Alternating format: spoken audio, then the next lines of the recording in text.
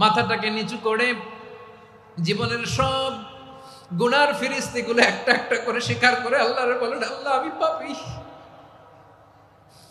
আল্লাহ আমার চেয়ে বড় পাপী এই দুনিয়াতে কেউ নাই।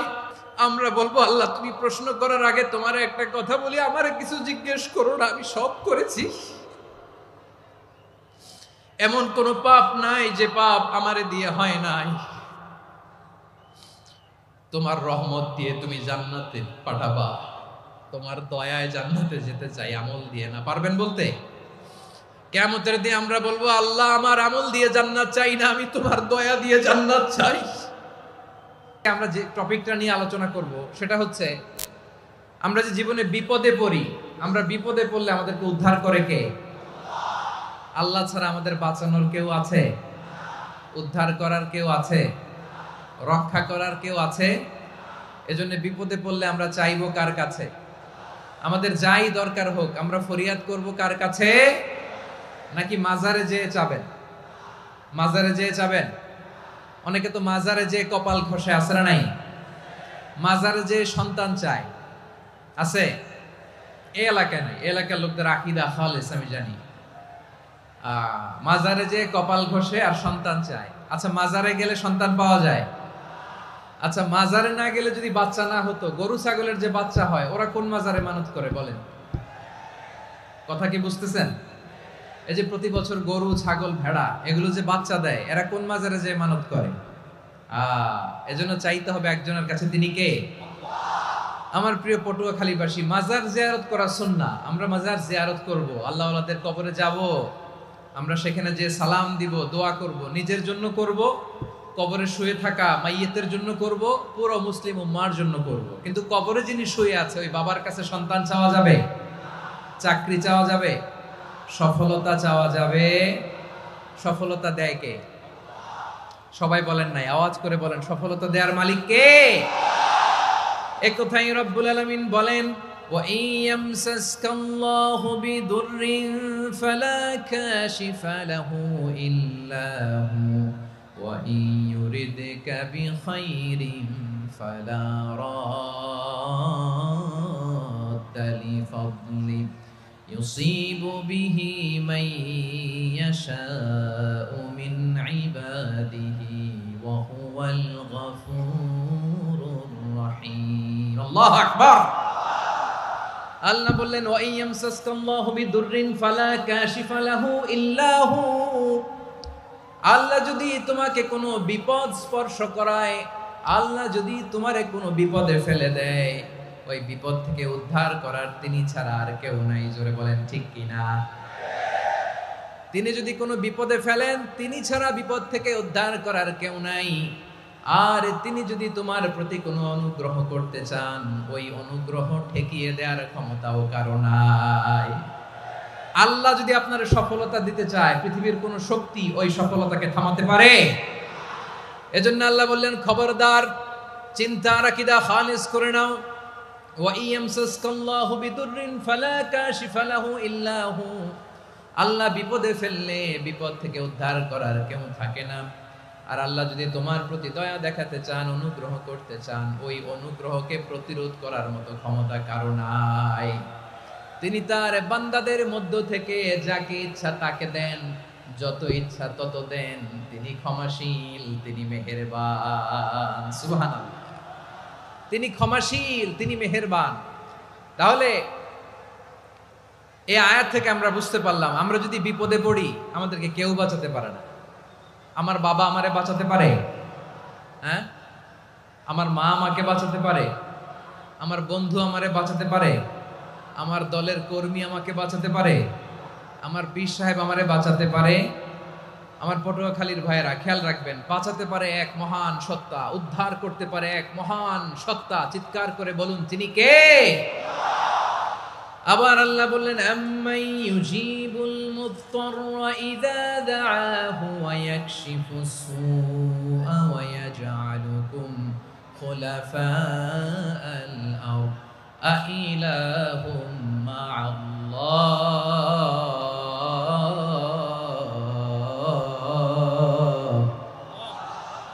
ক্বালিলাম মা তাযাক্কারুন। রব্বুল আলামিন বলেন, বিপদে পড়ে কাতর কণ্ঠে চিন্তাগ্রস্ত হয়ে যখন কেউ ফরিয়াদি হয়ে আল্লাহর ডাকে হাত তোলে, তখন এই ব্যক্তির ডাকে সাড়া দেয় কে? সবাই বলুন। কণ্ঠে বিপন্ন অবস্থায় আপনি যখন কেঁদে কেঁদে হাত তুলে আপনার দুঃখের কথা জানান, আপনি যখন ডাকেন তারে, তখন আপনার ডাকে সাড়া দেয় কে? আল্লাহ বলে, আমি সাড়া দেই। তোমাদের বিপদকে মুক্ত করে দেয় কে? ওই আল্লাহর সাথে কোন উপাস্য আছে নাকি? কিন্তু খুব অল্প সংখ্যক লোকই তোমরা উপদেশ গ্রহণ করো। কথাটা কার? তাহলে বিপন্ন মানবতা যখন কাঁদে, মানুষ যখন বিপদে পড়ে নিরুপায় হয়ে ফরিয়াদ করে, তার ডাক শোনার কেউ নাই একজন ছাড়া। চিল্লায় বলেন তো তিনি কে? এজন্য আমরা ফরিয়াদের হাত কার দিকে তুলব? প্রিয় পটুয়াখালী বলেন, ফরিয়াদের দুটো হাত আমরা কার দিকে তুলব? এবং খেয়াল রাখতে হবে, মাথার সাথে সেট করে নিতে হবে, আল্লাহ ছাড়া আমাকে উদ্ধার করার কেউ নাই। এই পৃথিবীতে কেউ আপন না। প্রিয় ভাইরা, বিপদে পড়লে বোঝা যায় কেউ আপন না। আপন শুধু একজন মহান সত্তা, তিনি কে? এটা কি আপনারা খেয়াল রাখতে পারবেন? হ্যাঁ, বিপদে আপদে কেউ আমাদের বাঁচাতে পারে না, তরাতে পারে না, মুক্তি দিতে পারে না, উদ্ধার করতে পারে না, একমাত্র আমার প্রভু ছাড়া, আল্লাহ ছাড়া। চিল্লায় বলেন ঠিক কিনা? এবং প্রিয় পটুয়াখালীর ভাইয়েরা, মাথার সাথে এটা সেট করে নিতে হবে যে আমাদের পুরো জীবনটাই পরীক্ষা। পুরো জীবনটাই কি? The life is a test. পুরো জীবনটাই পরীক্ষা। এই জীবনে বিপদ আসবে, আপদ আসবে, পরীক্ষা আসবে, সবার জীবনে এটা থাকে। এক একজনের পরীক্ষা এক এক রকম। আমার পরীক্ষা একরকম, মাসুদ ভাইয়ের পরীক্ষা একরকম, চৌধুরী সাহেবের পরীক্ষা একরকম, আপনার পরীক্ষা একরকম, উনার পরীক্ষা আবার আরেক রকম। পুরো পৃথিবীটাই পরীক্ষা ক্ষেত্র, সবাই পরীক্ষা দিচ্ছি, কিন্তু কারো পরীক্ষা প্রশ্নের সাথে কারোটার মিল নাই। সুবহানাল্লাহ পড়বেন না? পুরোটাই পরীক্ষা ক্ষেত্র, সবাই পরীক্ষার্থী, কিন্তু প্রশ্নপত্র একটার সাথে আরেকটা মিলে না। One doesn't match the other. একজনেরটার সাথে আরেকজনেরটা মিলে না। কাউকে আল্লাহ তাআলা ধনী বানিয়ে পরীক্ষা করেন। কি বানিয়ে? কথা কি বুঝতেছেন নাকি কষ্ট হচ্ছে? কষ্ট হচ্ছে আপনাদের? কাউকে আল্লাহ ধনী বানিয়ে পরীক্ষা করেন, আবার কাউকে আল্লাহ তাআলা গরিব বানিয়ে পরীক্ষা করেন, কাউকে আল্লাহ অসুস্থ বানিয়ে পরীক্ষা করেন। কেউ দেখবেন যে দুরারোগ্য ব্যাধিতে আক্রান্ত, ডাক্তার বলেছে আর সময় নাই, দুরারোগ্য ব্যাধি, ক্যান্সার, যার নেই কোনো অ্যান্সার, তার জন্য পরীক্ষা হচ্ছে এই রোগ। আরেক লোক দেখবেন তার আবার রোগ বালাই নাই, মাশাআল্লাহ, তাকে আল্লাহ তাআলা আর্থিক দৈন্যতা, দারিদ্রতা দিয়ে পরীক্ষা করছেন। এরকম আছে না নাই? টাকা পয়সা নাই, দিন আনে দিন খায়, যা আছে তাতে চলে না, এটা তার জন্য পরীক্ষা। আবার আরেক শ্রেণীর লোক দেখবেন তাকে আল্লাহ অসুস্থতাও দেয় নাই, দারিদ্রতাও দেয় নাই, তার দাম্পত্য জীবনের সমস্যা আছে না নাই? স্ত্রী কথা শোনে না, অথবা ছেলে মেয়ে কথা শোনে না। তাহলে পরীক্ষা সবার জীবনে আছে, এক একজনের পরীক্ষাটা এক এক রকম। আল্লাহ তাআলা দেখতে চায় যে এই পরীক্ষার সময় আমরা কিরকম রেসপন্স করি, how to deal with the test, কিভাবে এই বিপদ আপদ পরীক্ষাগুলোকে আমরা হ্যান্ডেল করব, ডিল করব। এটা হচ্ছে আজকের আলোচনার বিষয়। বুঝতে পেরেছেন সবাই? আমার প্রিয় ভাইয়েরা, তাহলে পরীক্ষাময় আমাদের জীবন, বিপদ আপদ পরীক্ষা, এটা মানুষের পিছু ছাড়ে না। সবার জীবনে পরীক্ষা আছে। নবীদের জীবনেও পরীক্ষা ছিল। সাহাবারা জিজ্ঞেস করেছেন, ইয়া রাসূলুল্লাহ, আইয়ুন নাসি আশাদ্দু বালাআন ফিদ দুনিয়া, এই দুনিয়ার বুকে কাদের পরীক্ষা সবচেয়ে বেশি? বিশ্বনবী বলেছেন, আল আম্বিয়া। এই পৃথিবীতে সবচেয়ে বেশি পরীক্ষা আল্লাহ তাআলা নিয়ে থাকেন নবীদের। কাদের? নবীদের। সুম্মাল আমসাল ফাল আমসাল, এরপরে নবীদের পরের স্তরে যারা, তাদের পরীক্ষা। এরপরে তাদের পরের স্তরে যারা, তাদের পরীক্ষা। সিদ্দিকিনদের, শুহাদাদের, সলিহিনদের, আল্লাহওয়ালাদের। যার ঈমান যত মজবুত, তার জীবনে পরীক্ষাও তত বেশি। চিল্লায় বলেন ঠিক কিনা? তাহলে মুমিনরা, বিশ্বাসীরা, আমরা কি পরীক্ষা বিপদ আপদে ভয় পাই? হ্যাঁ, বিপদ দেখলে ভয় লাগে আপনাদের? ভয় লাগে? হ্যাঁ, না, মুমিনরা বিপদে ভয় পায় না, তারা হতাশ হয় না। সুবহানাল্লাহ, তারা নিরাশ হয় না। বিশ্বাসীরা হাল ছেড়ে দেয় না, তারা ভরসা রাখে একজনের উপর। চিল্লায় বলতে হবে তিনি কে? কারণ মুমিন জানে the grief isn't permanent, The test isn't permanent. The struggle in our life isn't permanent. আমাদের জীবনের দুঃখ, কষ্ট, struggle এগুলো পার্মানেন্ট নয়। After every difficulties there is an ease. সব কষ্টের পরেই একটা সুখ আছে না নাই? রব্বুল আলামিন বলেন ফাইন্না মাআল উসরি ইউসরা, ইন্না মাআল উসরি ইউসরা। ভয় পেও না, চিন্তা করো না, কষ্টের সাথেই আমি রেখে দিয়েছি স্বস্তি। সুবহানাল্লাহ বলেন। মুমিন জীবনে বিপদ যত বেশি, কষ্ট যত বেশি, তার সামনে সফলতা তার চেয়েও বেশি, ঠিক কিনা বলেন? কারণ বিশ্বাসীরা জানে রাত্রি যত গভীর হয় সুবহে সাদিকের সময় তত আগাতে থাকে। গর্ভবতী নারীর পেটের ব্যথা যত বাড়তে থাকে, ঘরে নতুন মেহমান আগমনের সময় ঘনাতে থাকে। মুমিনদের উপর বিপদ, অত্যাচার, আপদ, পরীক্ষা যত বাড়তে থাকে, কালেমার পতাকা উড্ডয়নের সময় কাছে আসতে থাকে। বিশ্বাসীদের এগুলো হিসাব মিলানো অনেক আগে, এগুলো অনেক আগে হিসাব মিলানো। দুঃখের আধার শেষে সুখের আলো মিটি মিটি হাসে, চিল্লায় বলেন ঠিক কিনা? দুঃখ যত বেশি, পরীক্ষা যত বেশি, কষ্ট যত বেশি, সুখের সময় তত কাছাকাছি, চিল্লায় বলতে হবে ঠিক কিনা? এজন্য মুমিন জীবনে পরীক্ষা বেশি, মুমিনদের হতাশা নাই। মুমিনরা নিরাশ হয় না, হতাশ হয় কাফিররা। মুমিনরা কখনো হাল ছেড়ে দেয় না, মুমিনরা ভরসা রাখে একজনের উপর, তিনি কে? তাহলে আমার প্রিয় পটুয়াখালীবাসী, বিপদ থাকবে, পরীক্ষা থাকবে, এই বিপদ থেকে আমাদেরকে উদ্ধার করবেন একজন, তিনি কে? আমরা শুধু আল্লাহর উপরই ভরসা রাখবো। রাজি আছেন তো? চাইবো একজন সত্তার কাছে, আওয়াজ করে বলুন তিনি কে? একজন সত্তার কাছে চাইবে। বিশ্বনবী ওনার চাচাতো ভাই আব্দুল্লাহ ইবনে আব্বাস রাদিয়াল্লাহু তাআলা আনহুকে বললেন, ইয়া আব্দুল্লাহ ইবনে আব্বাস, হে আব্দুল্লাহ ইবনে আব্বাস, ইযা সাআলতা ফাসআলিল্লাহ, যখন চাইবে আল্লাহর কাছে যাও। ও আব্দুল্লাহ, যখন চাইবা আল্লাহর কাছে চাও। ওয়া ইযা ইসতাআনতা ফাসতাইন বিল্লাহ, যখন সাহায্য চাইবা আল্লাহর কাছে ফরিয়াদ করো। জেনে রেখো ও আব্দুল্লাহ, ওয়া আলাম আন্নাল উম্মাতা লাউ ইজতামাআত আলা আন ইয়ানফাউকা বিশাইইন লাম ইয়ানফাউকা ইল্লা বিশাইইন ক্বাদ কাতাবাহু আল্লাহু লাক। ও আব্দুল্লাহ, জেনে রেখো, মনে রেখো, গোটা বিশ্বের সবাই মিলে যদি তোমার উপকার করতে চায় ততটুকুই তারা করতে পারবে যতটুকু আল্লাহ তোমার নসিবে সেটা লিখে রেখেছে, ঠিক কিনা বলেন? আর যদি গোটা বিশ্বের সবাই মিলে তোমার বিরুদ্ধে কনস্পাইরেসি করে, ষড়যন্ত্র করে, গোটা বিশ্বের সবাই মিলেও যদি তোমার ক্ষতি করতে চায় ততটুকুই শুধু পারবে যেটা আল্লাহ তোমার জন্য বরাদ্দ রেখেছে। যতটুকু আল্লাহ তাআলা তোমার জন্য বরাদ্দ রেখেছে অতটুকুই ক্ষতি করতে পারবে, আর এক চুল বেশিও করতে পারবে না, কমও করতে পারবে না, চিল্লায় বলেন ঠিক কিনা? এজন্য আমরা চাইবো কার কাছে? সবাই বলেন নাই, আওয়াজ করে বলেন কার কাছে? সব সময় আমরা আল্লাহর কাছে চাইবো, বিপদে আপদে, সুখে দুঃখে, সচ্ছল অবস্থায় অসচ্ছল অবস্থায়, পরাজয়ের সময় বিজয়ের সময়, সব সময় আমরা ভরসা রাখবো কার উপর? সবাই বলুন। একদল লোক আছে যারা বিপদে পড়লে আল্লাহরে ডাকে, আছে না নাই? পটুয়াখালীতে মাশাআল্লাহ নাই। বিপদ আসলে আল্লাহরে ডাকে, বিপদ নাই আল্লাহও নাই। বিপদে পড়লে নামাজ পড়ে, বিপদও নাই নামাজও নাই। বিপদে পড়লে জিকির করে, বিপদ যখন চলে যায় ওদের জিকিরও বন্ধ হয়ে যায়, এরকম আছে না নাই? কিছু লোক দেখবেন পরীক্ষা আসলে নামাজ পড়ে, আছে আছে? জেনজি আওয়াজ করো, এরকম আছে?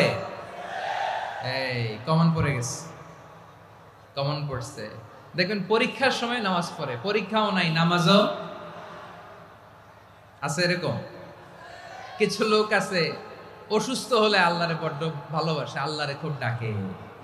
অসুস্থ হইলে অসুস্থতাও নাই, আল্লাহ স্মরণও নাই। দেখবেন কিছু লোক নির্বাচন আসলে খুব আল্লাহ আল্লাহ হয়ে যায়,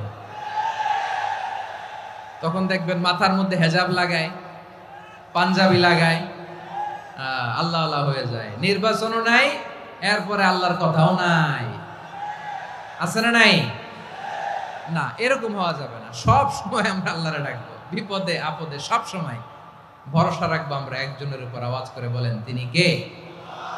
এ কথায় আল্লাহ তাআলা আমাদের চোখে আঙ্গুল দিয়ে জানিয়ে দিলেন, ফাইদা রাকিবু ফিল ফুলকি দা'আউল্লাহা মুখলিসিনা লাহুদ্দিন ফালাম্মা নাজ্জাহুম ইলাল বাররি ইযা হুম ইউশরিকুন।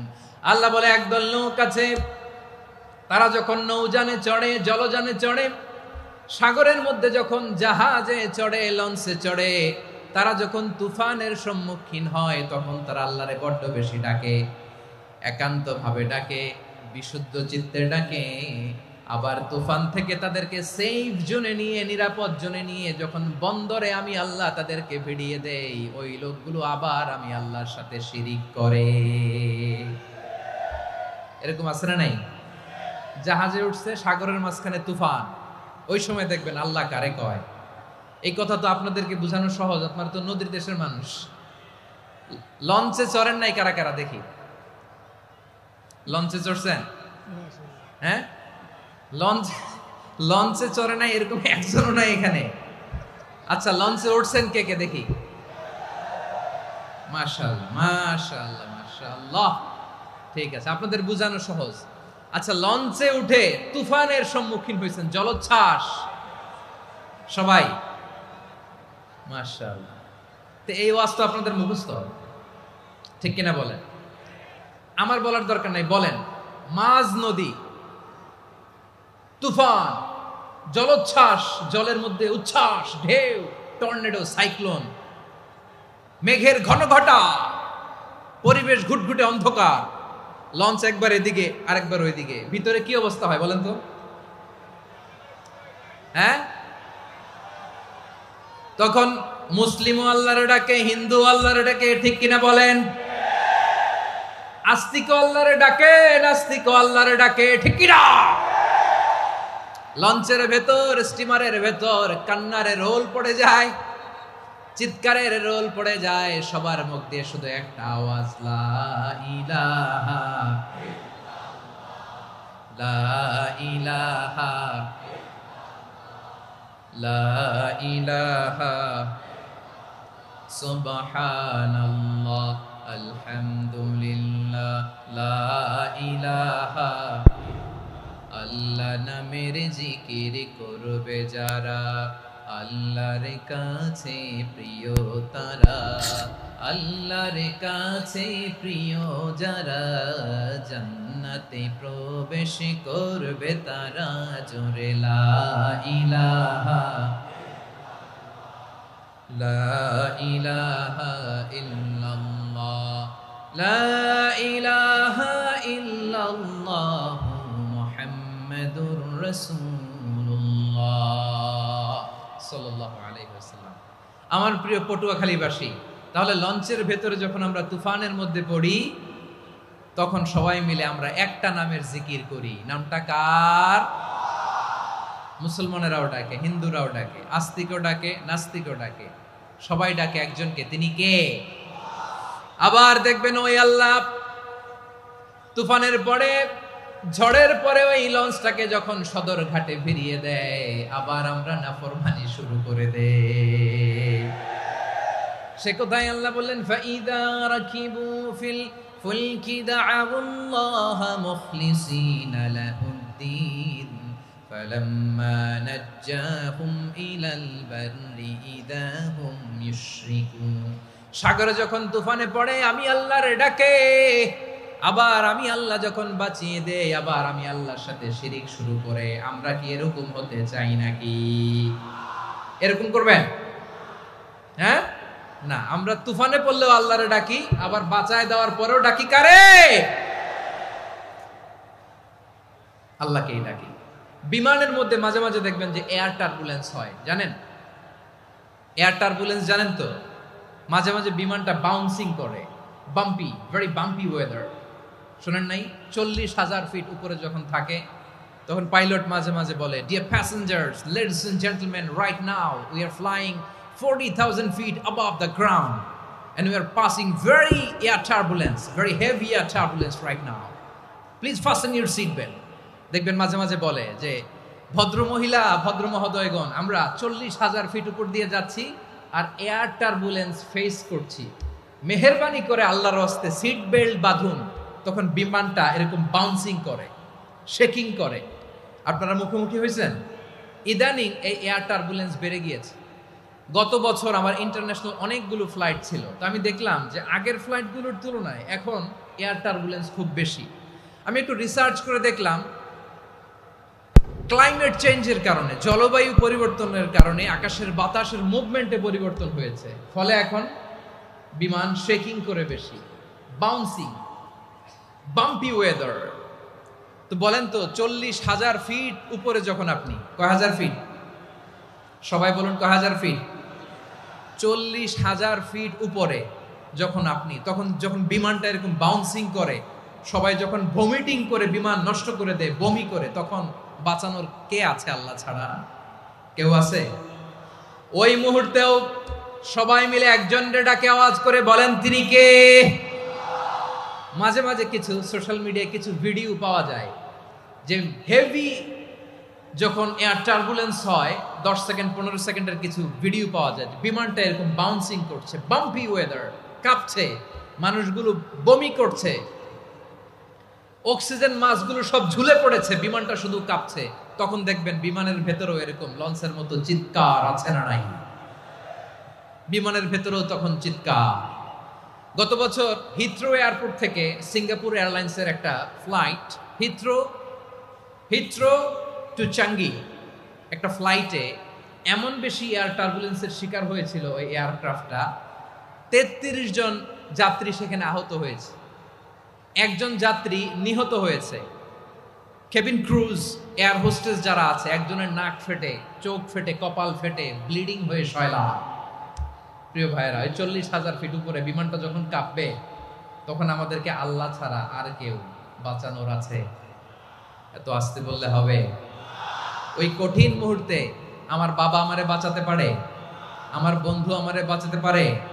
এই গ্রাউন্ডে, জমিনের বুকে আমার প্রোটোকল, আমার ক্ষমতা, আমার দাম্ভিকতা, কোনো কিছু আমারে বাঁচাতে পারে একজন ছাড়া। চিল্লায় বলতে হবে তিনি কে? সে আল্লাহ বললেন, গোলাম আমি বিপদের সময় ঠিকই তোমাদের বাঁচিয়ে দেই।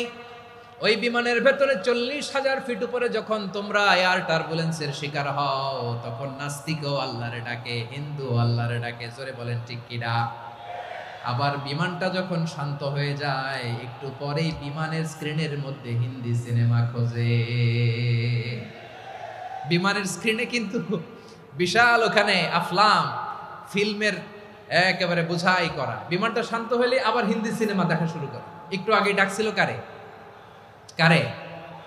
দেখবেন বাংলাদেশে আমাদের ক্রিকেটাররা যখন অন্য কোনো দেশের সাথে খেলে, অনেক সময় এমন হয় বল বাকি একটা, রান দরকার 6টা।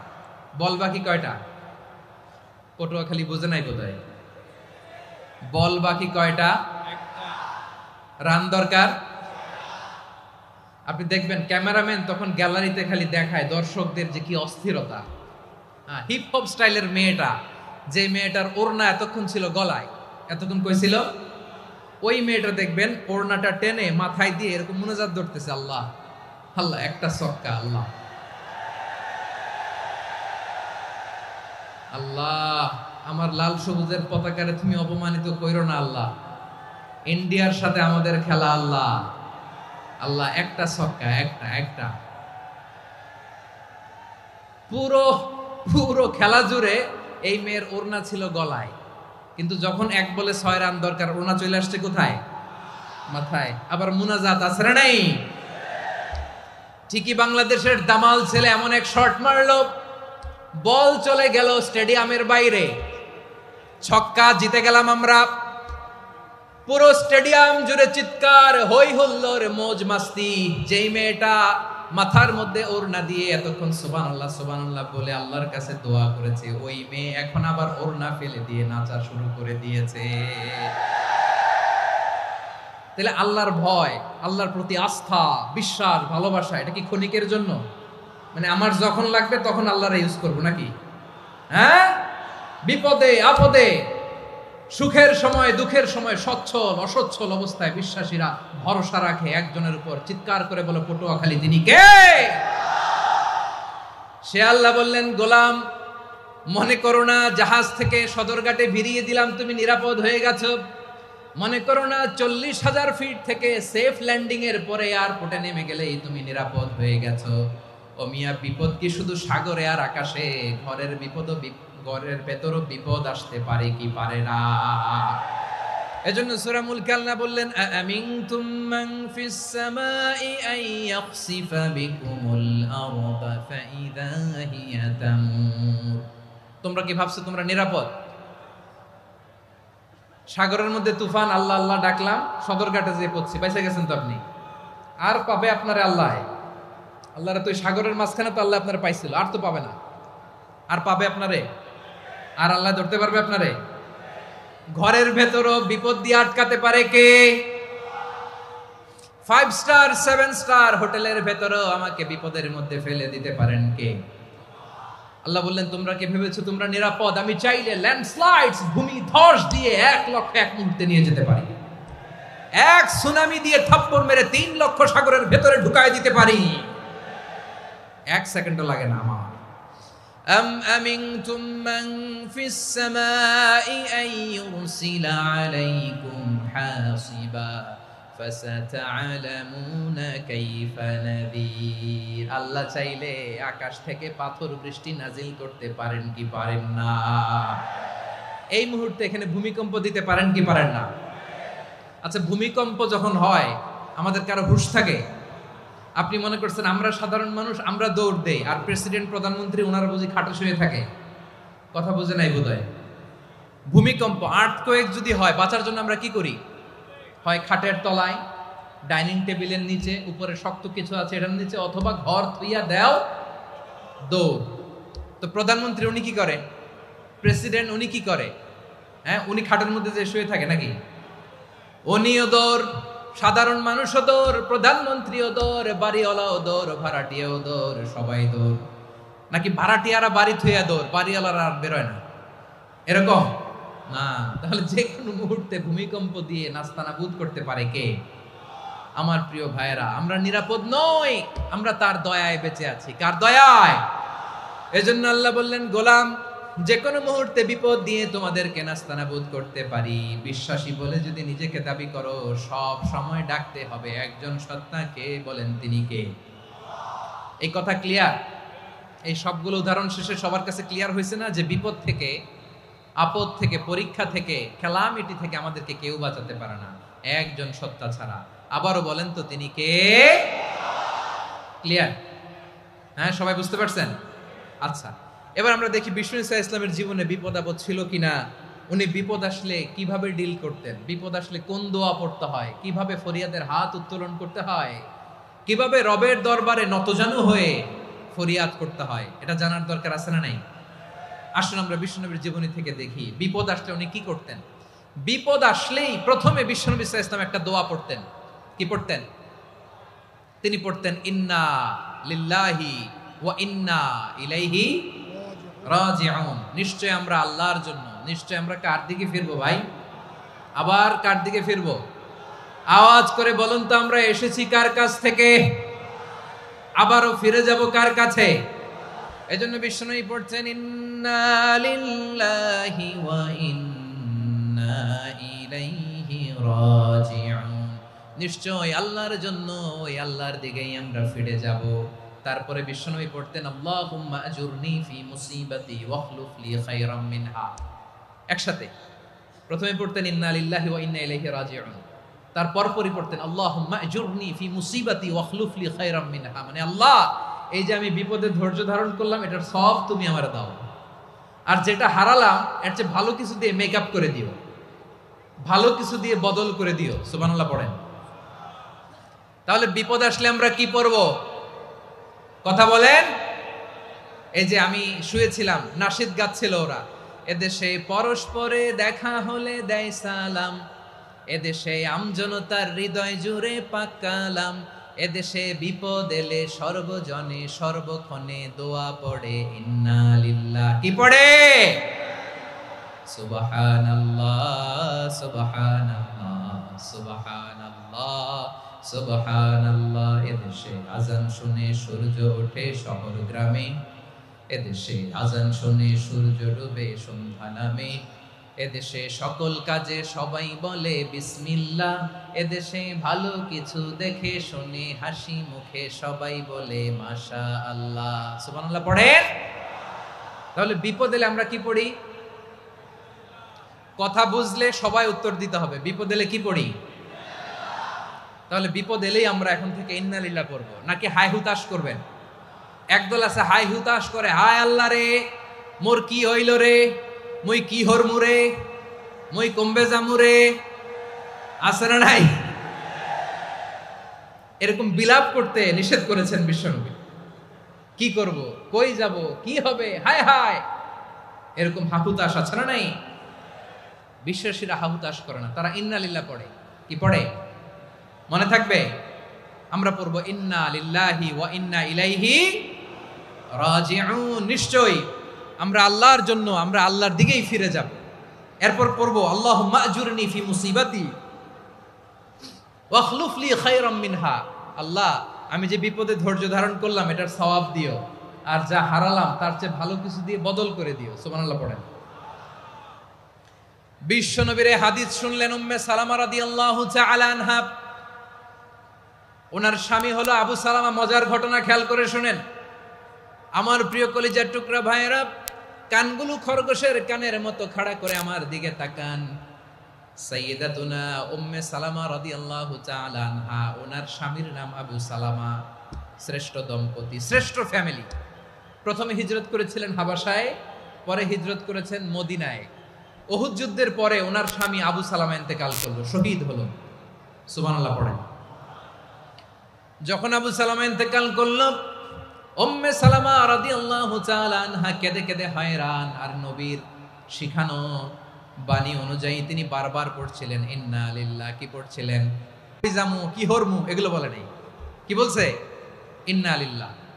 যেহেতু বিশ্বনবী বলেছেন কেউ যদি বিপদের প্রথম ধাক্কায় পড়ে ইন্না লিল্লাহি ওয়া ইন্না ইলাইহি রাজিউন, আল্লাহুম্মা আজুরনি ফি মুসিবাতি ওয়া আখলুফ লি খায়রাম মিনহা, তাহলে এই বিপদে যে সে যা হারালো তার চেয়ে শ্রেষ্ঠ কিছু দিয়ে আল্লাহ তার বদল দিয়ে দিবে। এই হাদিস শুনে উম্মে সালামা রাদিয়াল্লাহু তাআলা আনহা ওনার প্রাণ প্রিয় স্বামী আবু সালামার ইন্তেকালের পরে চোখের পানি ছাড়ে আর পড়ে ইন্না লিল্লাহি ওয়া ইন্না ইলাইহি রাজিউন, আল্লাহুম্মা আজুরনি ফি মুসিবাতি ওয়া আখলুফ লি খায়রাম মিনহা। বারবার এই দোয়া পড়ে চোখের পানি ছাড়ে, এই দোয়া পড়ে চোখের পানি ছাড়ে। আর মনে মনে বলে আবু সালামার মতো ভালো মানুষ মদিনাতে নাই, আবু সালামার চেয়েও ভালো মানুষ মদিনাতে নাই। তার চেয়ে ভালো মানুষ কি করে আল্লাহ তাআলা আমারে দিবে? তার চেয়ে ভালো মানুষ তো আমি মদিনাতে দেখি না। চোখের পানি দিয়ে বুক ভাসায় আর নবীর হাদিসের উপর আমল করে পড়ে ইন্না লিল্লাহি ওয়া ইন্না ইলাইহি রাজিউন, ইন্না লিল্লাহি ওয়া ইন্না ইলাইহি রাজিউন। পড়তে পড়তে চোখের পানি ছাড়ে আর চিন্তা করে বিশ্বনবী বললেন এই দোয়া পড়লে যেটা হারালাম তার চেয়ে ভালো কিছু দিয়ে আল্লাহ পুরস্কার দেয়। আবু সালামের চেয়ে ভালো মানুষ মদিনার মধ্যে আর কে হতে পারে? কি আজীব তামাশা, কি অবাক করা ঘটনা। কিছুদিন পরে দেখা গেল সাইয়্যিদুল মুরসালিন রাহমাতাল লিল আলামিন স্বয়ং বিশ্ব নবী উম্মে সালামাকে বিয়ের প্রস্তাব পাঠিয়েছে।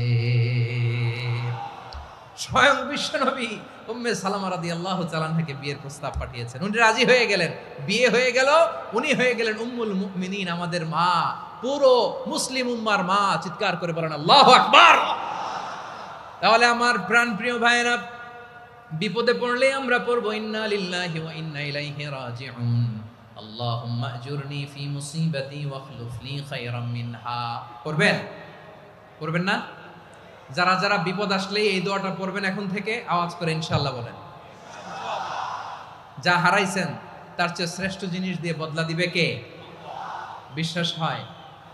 একটু সন্দেহ লাগে মনে হয়, একটু সন্দেহ আছে? যাদের বিশ্বাস হবে তাদের কি আল্লাহ উত্তম বদলা দিবে, ঠিক কিনা বলেন? তাহলে বিপদে পড়লেই প্রথমে আমরা এটা পড়ব। দোয়াগুলো যদি এখন মুখস্থ না হয়, এই যে রেকর্ডিং হচ্ছে পেয়ে যাবেন, কালকেই পেয়ে যাবেন। শুনে শুনে মুখস্থ করবেন। আমার মায়েরা, আমার বোনেরা, আপনাদের জন্য 3টি মাঠের অ্যারেঞ্জমেন্ট করা হয়েছে, আমি জানি। আপনারাও এই দোয়াগুলো পড়বেন, আপনার স্বামীকে শেখাবেন, সন্তানকে শেখাবেন, আপনার পুরো পরিবারটাকে জান্নাতের টুকরো বানিয়ে দিবে কে? তাহলে বিপদ আসলে প্রথমে কি পড়তে হবে এটা জেনে গেলাম। এরপরে বিপদ আসলে নিজেকে কি করে আল্লাহর কাছে সঁপে দিতে হয় এটাও জানার দরকার আছে না নাই? বিপদে প্রথমে ইন্নালিল্লাহ পড়লাম, ধৈর্য ধারণ করলাম, বিপদ থেকে উদ্ধারের সর্বোচ্চ চেষ্টা করলাম। আমার কাজ যখন শেষ তখন আমি আমার এই বিষয়টা আল্লাহর কাছে সঁপে দিব। কার কাছে সুপর্দ করব? কার কাছে? বিপদে বললে কেমন করে নিজেকে আল্লাহর কাছে সঁপে দিতে হয়, আসুন সাইয়েদনা ইব্রাহিম আলাইহিস সালামের জীবনী থেকে জানি। আল্লাহর খলিল ইব্রাহিম আলাইহিস সালাম আমাদের মতো সমাজ ব্যবস্থা পায় নাই। আমরা জন্মের পরে আমাদের কানের ভেতরে আজান দিয়েছে কে? একামত দিয়েছে কে? আমাদের বাপদাদারা আমাদের কানে আজান দিয়েছে কি? দেয় নাই। আমাদের জন্মের পরেই তো আজান, একামত, বাড়ির পাশে মসজিদ, প্রতিদিন আজান, জুমার খুতবা, প্রতি মাসে মাসে তাফসিরুল কোরআন মাহফিল, মসজিদ, মিনারা, অভাব নাই। ঠিক কিনা বলেন? আপনি যেই সুন্দর ইসলামিক এনভায়রনমেন্ট পেয়েছেন, আমাদের ইব্রাহিম খলিল উনিও কি এরকম পেয়েছিলেন? হ্যাঁ, উনি জন্মের পর পরে ওনার কানে আজান দিছে কেউ? আমার প্রিয় ভাইরা, আগা গোড়া একটা শিরকি পরিবেশ উনি জন্মগ্রহণ করেছেন। উনি ছাড়া ওই তল্লাটে একজনও আল্লাহর উপর বিশ্বাসী নাই। কল্পনা করতে পারেন? গোটা তল্লাটে, গোটা দেশে বিশ্বাসী মুমিন, আল্লাহর উপর বিশ্বাস স্থাপনকারী কয়জন? সবাই বলেন কয়জন? বাকি সব মুশরিক। বাকি সব মুশরিক নিজের সাথে নিজে শক্ত বোঝাপড়া করে, অ্যানালজি করে, সেলফ কনভারসেশন করে উনি মহা সত্যের সন্ধান পেয়েছে। উনি আকাশের তারা দেখে ভাবে মনে হয় এটাই আমার খোদা, পরে দেখে তারা নাই, মনে মনে বলে না তাইলে এটা না। আবার চাঁদ দেখে বলে চাঁদটা বড় মায়া লাগে, মনে হয় এটাই আমার রব, পরে দেখে চাঁদও নাই, কয় না এটা না। এরপরে দ্বিপ্রহরের জলজলে সূর্যটা খাঁ খাঁ করে গোটা পৃথিবীটারে রৌদ্র দিয়ে তাতিয়ে রাখে। তিনি ভাবলেন মনে হয় এটাই আমার রব, কারণ এটাই তো সবচেয়ে বড়। কিন্তু বিকেল বেলা ওই সূর্যটাও যখন চলে যায়, সাইয়েদনা ইব্রাহিম বলে না এটাও তো নাই, আমার খোদা যদি আমারে ছেড়ে চলে যায়, বিপদে পড়লে আমারে উদ্ধার করবে কে? এভাবে নিজের সাথে অ্যানালজি, সেলফ কনভারসেশন করতে করতে করতে তিনি মহা সত্যের সন্ধান পেয়েছেন। সুবহানাল্লাহ পড়েন। সব শেষে তিনি ডিসিশন নিয়ে ঘোষণা দিলেন, ইন্নী ওয়াজ্জাহাতু ওয়াজহিয়া লিল্লাযী ফাতারাস সামাওয়াতি ওয়াল আরদা হানিফান ওয়া মা আনা মিনাল মুশরিকিন।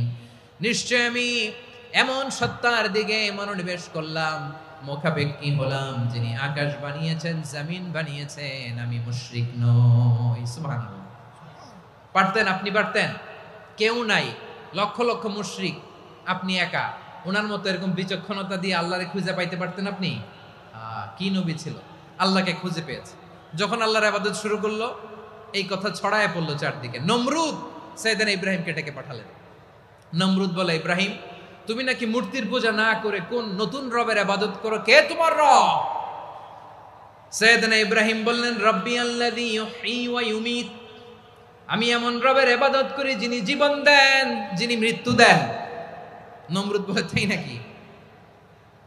তোমার রব জীবন দেয়, মৃত্যু দেয়? আর এটা তো আমি দেই, আমিও তো জীবন দেই, আমিও তো মৃত্যু দেই। সাইয়েদনা ইব্রাহিম বললেন, কেমন করে তুমি জীবন দাও, মৃত্যু দাও, একটু দেখাও তো। নমরুদ জেলখানা থেকে দুজন কয়েদিকে ডেকে আনলো। কয়েদি এনে অর্ডার করলো, একটাকে এখনই শিরোচ্ছেদ, হেড অফ, ডেথ পেনাল্টি, মৃত্যুদণ্ড দেয়া হলো। ফিনকি দিয়ে রক্ত বেরোলো। নমরুদ বলে, দেখো দুজনকে ধরে আনলাম, একজন কয়েদিকে দিলাম ডেথ পেনাল্টি, মৃত্যুদণ্ড, ওরে মৃত্যু দিলাম।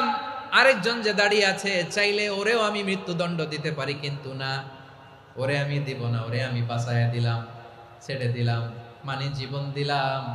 দেখো ইব্রাহিম, তোমার চোখের সামনে একজনরে মৃত্যু দিলাম, আর একজনরে জীবন দিলাম।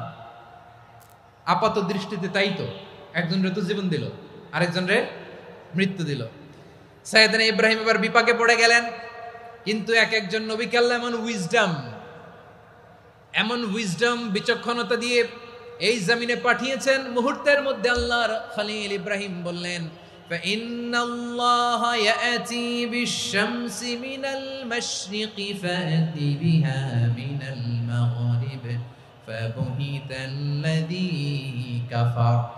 আল্লাহর খলিল ইব্রাহিম বললেন, নমরুদ বুঝলাম তুমি জীবন দাও, মৃত্যু দাও, দেখলাম, কিন্তু আমার রব, আমার আল্লাহ প্রতিদিন সকালবেলা উষা লগ্নে ওই পূর্ব দিগন্ত থেকে সূর্যটাকে উদিত করেন সাঁঝের বেলা, বিকেল বেলা, কুথুরি লগ্নে, সন্ধ্যা বেলা।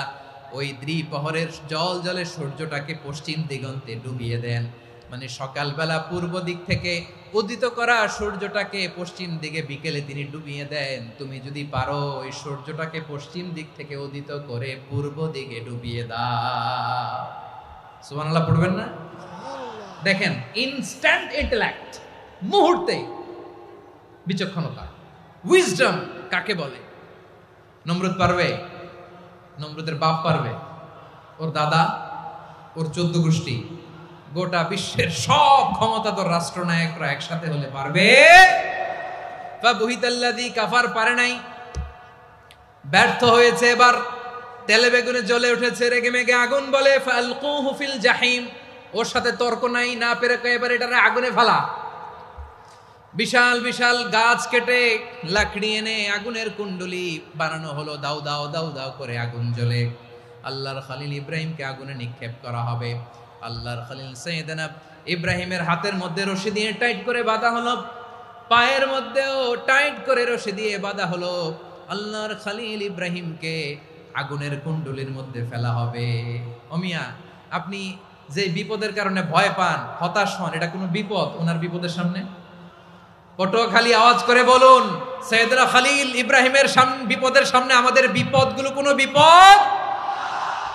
এটা কোনো বিপদই না, এটা কোনো বিপদই না। হাত পা বেঁধে টাইট করে নিক্ষেপ করা হবে, সিম্পলি ফেলা যাবে না, কারণ দাও দাও করে দ্য ব্লেজিং ফায়ার, এমন আগুনের কুণ্ডলি, কাছে যাওয়া যায় না, আগুনের উত্তাপে নিক্ষেপ করা হবে। হাতে রশি বেঁধে, পায়ে রশি বেঁধে আল্লাহর খলিল ইব্রাহিম আলাইহিস সালামকে আগুনের মধ্যে নিক্ষেপ করা হবে।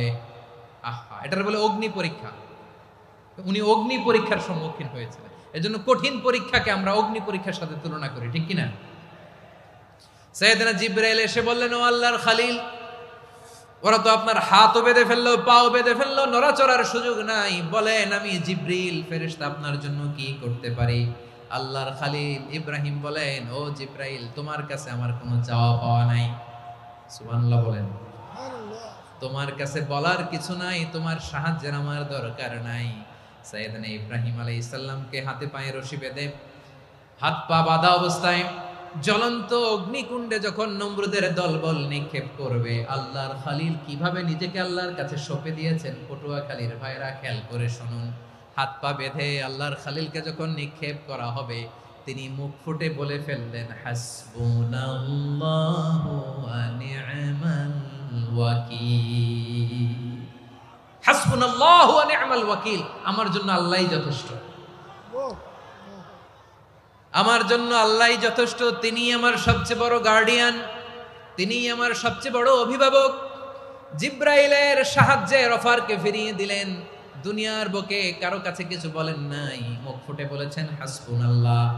ও আমার পটুয়াখালীর প্রাণের ভাইয়েরা, খেয়াল রাখবেন, কোন বান্দা তার হাতে থাকা সব চেষ্টাটুকুন করার পরে মুখ ফসকে মুখ দিয়ে যখন বলে ফেলে হাসবুনাল্লাহ, বান্দা যখন হাসবুনাল্লাহ বলে ফেলে, ওই ব্যাপারটা ডিল করার দায়িত্ব স্বয়ং আল্লাহ আরশের উপর থেকে নিয়ে নেয়। আপনি যখন বলে ফেলবেন হাসবুনাল্লাহ, এটা ডিলিং করবে কে তখন? চিল্লায় বলেন না, তিনি কে? বান্দা তার সাধ্যের সবটুকু চেষ্টার পরে নতজানু হয়ে যখন বলবে হাসবুনাল্লাহ, আল্লাহ তুমি আমার জন্য যথেষ্ট, নি'মাল ওয়াকিল, তুমি আমার শ্রেষ্ঠ অভিভাবক, তখন তার কি দরকার না দরকার এটা ডিল করে স্বয়ং আল্লাহ। নিক্ষেপ করা হলো সাইয়েদনা ইব্রাহিমকে অগ্নিকুণ্ডলিতে। হাজার হাজার মানুষের দৃশ্য দেখার জন্য জড়ো হয়েছে এরকম বিশাল ময়দানে। কিন্তু কি অবাক করা ঘটনা, সবাই ভয় পাচ্ছিল, না জানে কি হয়ে যায়। আল্লাহর খলিলকে যখন আগুনের কুণ্ডলিতে নিক্ষেপ করা হয়, আল্লাহর খলিল ইব্রাহিম আগুনের কুণ্ডলীর মধ্যে বসে বসে মানুষগুলোর দিকে তাকিয়ে হাসতে শুরু করে দেয়।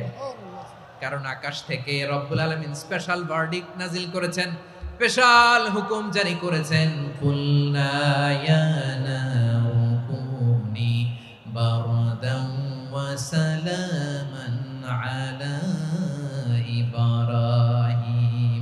ও আগুন, খবরদার, সৃষ্টি শুরু থেকে তোকে একটা ধর্ম আমি বাতলে দিয়েছিলাম, তোর ধর্ম আগুনের ধর্ম হলো যা পাবে জ্বালিয়ে ছারখার করবে।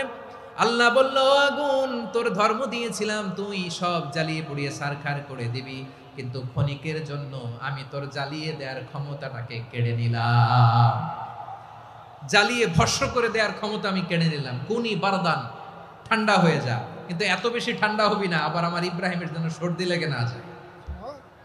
সুবহানাল্লাহ, এত আসতে বললে হবে? কুনি বারদান, বার্দ মানে বরফ, ঠান্ডা, ঠান্ডা হ, কিন্তু এত ঠান্ডা হবি না যাতে আমার ইব্রাহিমের কষ্ট হয়। আগুন বলে, আল্লাহ একবার বললাম ঠান্ডা হ, আবার বলো এত ঠান্ডা হবি না যাতে খালিলের সর্দি না লাগে। কেমন ঠান্ডা হব, কেমন এনভায়রনমেন্ট তৈরি করে দেব বলো? আল্লাহ বললেন, সালামান আলা ইব্রাহিম, আমার খলিল, আমার কলিজা, আমার ইব্রাহিমের জন্য তুই জান্নাতের গুল বাগিচা হয়ে যা। ও ভাই, নবী মুসার মতো ঈমান হলে রাস্তা হবে সাগর জলে, নবী ইউসুফের মতো ঈমান হলে একে একে দরজা খোলে। নবী ইব্রাহিমের মতো ঈমান যদি আজও থাকে বিদ্যমান, অগ্নিকুণ্ডে দেখতে পাবে খুবসুরত এক ফুল বাগান। কুলনা ইয়া নারু কুনি বারদান ওয়া সালামান আলা ইব্রাহিম। বান্দা যখন মুখ দিয়ে বলে হাসবুনাল্লাহ, আমার আল্লাহ আমার জন্য যথেষ্ট, এই বলে যখন নিজেকে সঁপে দেয়, তার কি লাগবে ওই দায়িত্ব স্বয়ং নিয়ে নেয় কে? সবাই বলেন, স্বয়ং নিয়ে নেয় কে? তাহলে আমার প্রিয় ভাইরা, বিপদের শুরুতেই আমরা বলবো ইন্না লিল্লাহ। শুরুতে কি বলবো? এরপরে যেই বাক্যটা পড়ে নিজের পরিস্থিতিকে আল্লাহর দরবারে সঁপে দিব, সেটা হচ্ছে হাসবুনাল্লাহ। সেটা কি? বিষ্ণু বলেন, লা ইয়াজালু লিসানুকা রাতাবান মিন যিকরিল্লাহ, সব সময় আল্লাহর স্মরণ দিয়ে, জিকির দিয়ে জিহ্বাটারে সিক্ত রাখো। আর শয়তানু জাসিমুন আলা কলবি ইবনে আদম, শয়তান বনি আদমের কলবে খামচি মেরে বসে থাকে। ফাইদা যাকারাল্লাহ খালাসা, মানুষ যখন আল্লাহর স্মরণ করে জিকির করে, শয়তান দৌড়ে পালায়। ওয়া ইদা গাফালা ওয়াসওয়াসা, যখনই বনি আদম গাফেল হয় তখনই শয়তান তার হৃদয়ে ওয়াসওয়াসা দেয়। এজন্য বিপদে পড়লে ইন্না লিল্লাহ, নিজের সব টুকুন করার পরে, নিজের রোল প্লে করার পরে নিজেকে আমরা কি বলে সঁপে দিব? সবাই বলেন, সবাই বলতে হবে। আরো জোরে বলে, মনে থাকবে? বিপদে পড়লে প্রথমে ইন্না লিল্লাহ, এরপরে নিজেকে যখন সঁপে দিব তখন হাসবুনাল্লাহ। এরপরে কঠিন বিপদে যখন বিশ্বনবী পড়তেন তখন কি করতেন? এমন বিপদ মাঝে মাঝে হয় না, দেয়ালে পিঠ থেকে যায়, চোখে মুখে অন্ধকার, কি করব দিশা খুঁজে পাই না, এরকম হয় কখনো? হ্যাঁ, আপনাদের হয়? হয় না? তো জান্নাতে আছেন আপনারা। হয় হয় এরকম হয়েছে না যে দেয়ালে পিঠ থেকে গেছে, চোখে মুখে অন্ধকার, কই যাব, কি করব, বাঁচানোর কেউ না, এরকম হয়েছে কখনো আপনাদের? যদি হয় তাইলে এটার সলিউশন বলবো, না হইলে তো এগুলো বলে লাভ নাই। হয় হয় হয় বিশ্বনবী এরকম কঠিন বিপদে পড়েছেন জীবনের কিছু কিছু মুহূর্তে।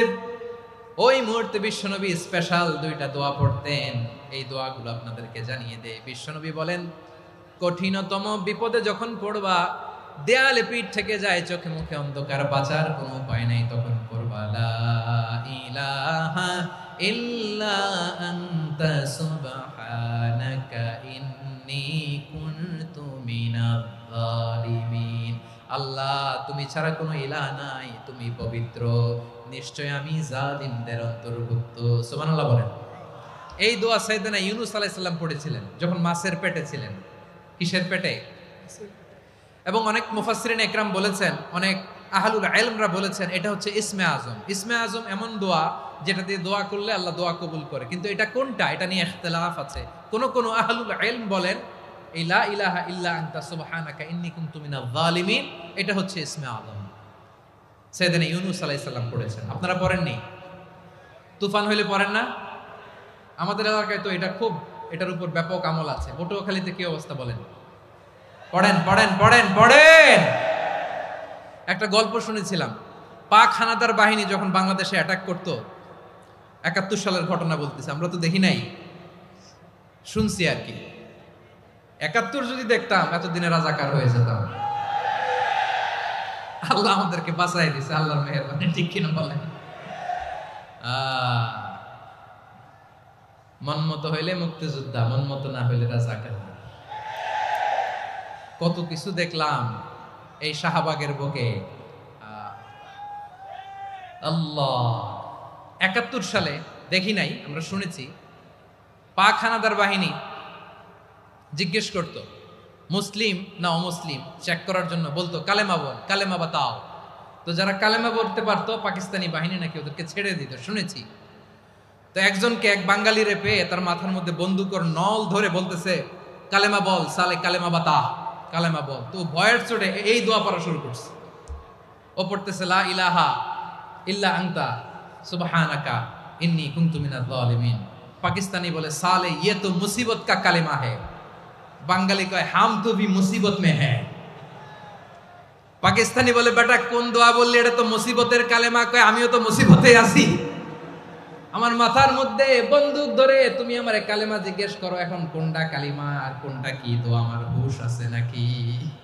প্রিয় ভাইরা, আসলে এটা দোয়াউল মুসিবা, বিপদে পড়লে এ দোয়া পড়তে হয়। লা ইলাহা ইল্লা আনতা সুবহানাকা ইন্নী কুনতু মিনাজ জালিমিন। এটা পড়বেন আপনারা। এই দোয়া পড়ে সাইয়েদনা ইউনূস আলাইহিস সালাম মাছের পেট থেকে রক্ষা পেয়েছিলেন। রক্ষা করেছিল কে? তুমি ইউনূস নবীরে যখন খাইলো মাছেতে গিলিয়া, ফেরেশতা পাঠাইয়া দিলে ইসমে আজম দিয়া। প্রাণে ছিল যাহার ভয় সেথা পাইল আশ্রয়, প্রাণে ছিল যাহার ভয় সেথা পাইল আশ্রয়। মাছের পেট হতে সে যে পেল পরিত্রাণ। আল্লাহু আল্লাহু তুমি জাল্লে জালালুহু, শেষ করা তো যায় না গে তোমার গুণগান। আল্লাহু আল্লাহু সুবহানাল্লাহ পড়ে।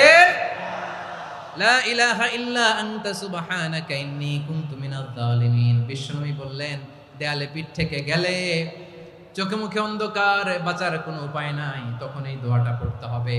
এই দোয়া পড়ে আল্লাহর কাছে ফরিয়াদ করলে বিপদ মুক্ত করবেন কে? কেন এই দোয়াটা আল্লাহর কাছে বড্ড প্রিয় জানেন আমার ভাইয়েরা? কারণ এই দোয়ার মধ্যে 3টা জিনিস আছে। আমি যেরকম আঙ্গুল উঁচু করেছি এরকম করেন তো। 3টা। কয়টা? 3টা। 1 নম্বরে হচ্ছে তাওহীদ, 2 নম্বরে তাসবিহ, 3 নম্বরে তাকরীর। আই রিপিট, আবারও বলছি, 1 নম্বরে তাওহীদ, 2 নম্বরে তাসবিহ, 3 নম্বরে তাকরীর।